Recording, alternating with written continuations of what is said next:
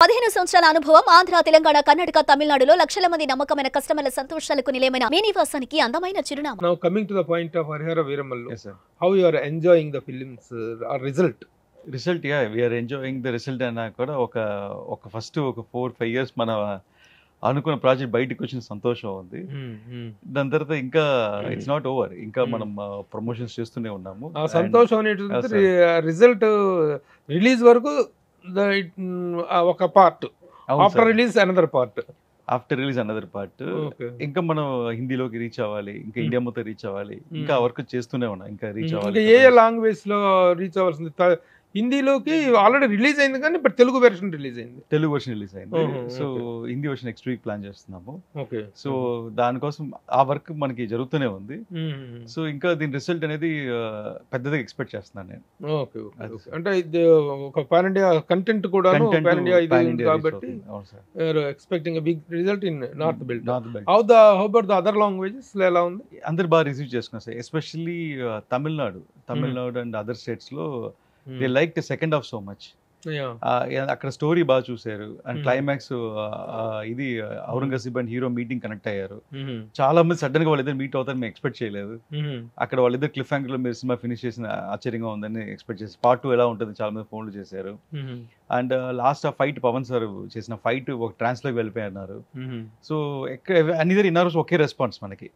So first half full commercial, second half full story sir. First half సీటెడ్ జే అంటున్నారు, second half లోకి వచ్చేటప్పుడు టెక్నికల్ యాంగిల్లో వెళ్ళారు. టెక్నికల్ గా sir main story second half, first half full commercial. So second half లో main story చాలా విషయాలు ఉన్నాయి సెకండ్ హాఫ్ లో ఉండే యాంగిల్స్. అంటే అది ఎలాగో గెస్ట్ చేయలేకపోయారని అర్థం కాల. ఇప్పుడు ఫర్ ఎగ్జాంపుల్ ఫస్ట్ ఓపెనింగ్ లో మనం ఒక బిడ్డ గుడిలో దొరికింది మనం చూపిస్తాం. సో ఒక డివైన్ గాడే తీసుకొచ్చి గుడిలో చేర్చాడని. సో ఆ గుడిలో దొరికిన బిడ్డ ఒక గురుకులంలో పెరిగింది.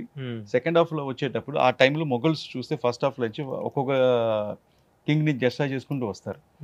సో వాళ్ళు డెస్ట్రాయ్ చేసింది కింగ్స్ కన్నా మన కల్చర్ని డెస్ట్రాయ్ చేయాలని ట్రై చేశారు. మన వేదాలని, మన చాలా పెద్ద గ్రంథాలని. దాని తర్వాత మన వేదం అని తీసుకుంటే ఇట్స్ ప్యూర్ సైంటిఫిక్ సార్.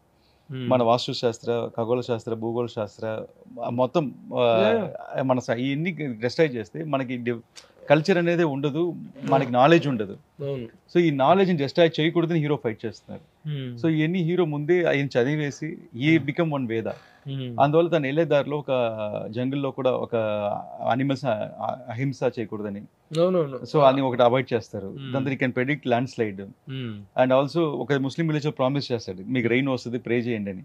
వస్తే ముందే మంట పెడతాడు. సో ఇలాంటి చాలా సూపర్ న్యాచురల్ విషయాలు మైథాలజీని తీసుకొచ్చి ఒక హిస్టరీలో కలిపాను యాక్చువల్ గా. సో ఇవన్నీ రీజన్ ఏంటంటే దీంట్లో ఒక మంచి స్టోరీ నీతి ఏంటంటే అతను ఇక్కడ సౌత్ నుంచి నార్త్కి వెళ్తాడు, వెళ్ళే ప్రతి దగ్గర ఒక మంచి పని చేస్తూ వెళ్తారు.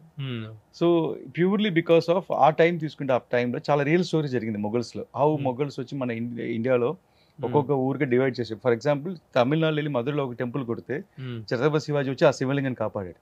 అక్కడి నుంచి వచ్చి ఫైట్ చేసి నిలబెట్టి పెట్టాడు. ఇన్ని ట్రూ స్టోరీస్ చాలా ఉన్నాయి. మన ఆ సెంచరీలో వెళ్ళి తీసేటప్పుడు అప్పుడు జరిగిన incidents, heart touching matter and మొత్తం చెప్పలేం సినిమాలో. అండ్ హరిహర వీరంలో ఒక ఫిక్షనల్ క్యారెక్టర్.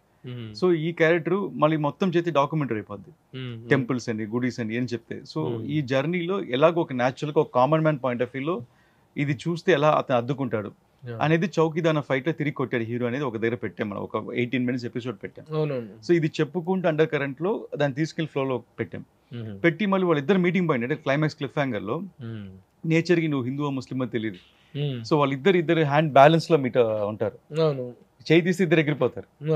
సో వేరే దారి లేదు. So for nature everybody is common. అప్పుడు కూడా అతను త్రిశూల్ డమరకం చూస్తే చేయి తీసేస్తాడు ఔరంగజేబ్, మళ్ళీ హీరో పట్టుకుంటారు. సో ఇలాంటి చాలా లైక్ మీరు ఎక్స్పెక్ట్ చేయని ఎలిమెంట్స్ లోపల ఉన్నాయి దాంట్లో. అది సార్. సో సెకండ్ హాఫ్ లో ఆ గ్రాఫికల్ ఇదిని అప్ టు ద మార్క్ లేదనేటువంటి క్రిటిసిజం వచ్చింది. అవును సార్. ఎంతవరకు మీరు దాంట్లో చూపిస్తారు? లేదు అది ఒక 10-20 seconds ఉండింది పాసింగ్ షాట్స్ లాగా.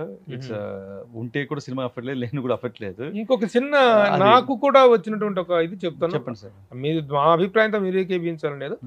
ఇతను గాల్లో ఎగురుతూ ఉంటాడు, అవును సార్, ఇతను గాల్లో ఉంటాడు కింద.